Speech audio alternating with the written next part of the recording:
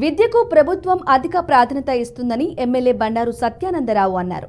అంబేద్కర్ కోనసీమ జిల్లా రావులపాలెం ప్రభుత్వం పాఠశాలలో విద్యార్థులకు ఎమ్మెల్యే పుస్తకాల పంపిణీ చేశారు.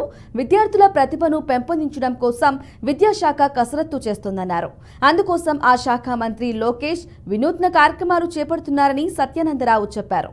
విద్యార్థుల ప్రతిభను పెంపొందించి వారి భవిష్యత్తుకు బంగారు బాటలు వేసేందుకు కృషి చేస్తామని అన్నారు.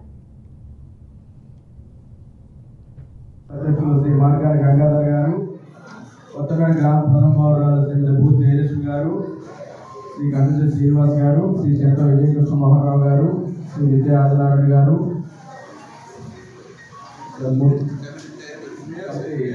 స్కూల్ కమిటీ చైర్మన్ శ్రీని గారు, మూర్తి గారు, జగన్నాథన్ గారు, సిద్ధి గారు, బుస్ భాస్కరరావు గారు, ధర్నాల రామకృష్ణ గారు, సామబాబు గారు,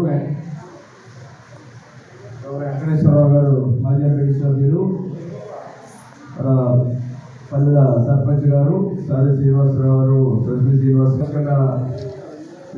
ఎస్ఆర్ గారు, శ్రీని గారు, రాజు గారు, ఎంపీడీ సభ్యులు శాంతి గారు, అందరికీ టీం గారు, ఉపాధ్యాయులు ఇచ్చేసిన ప్రతి ఒక్కరికి నా హృదయపూర్వక నమస్కారాలు.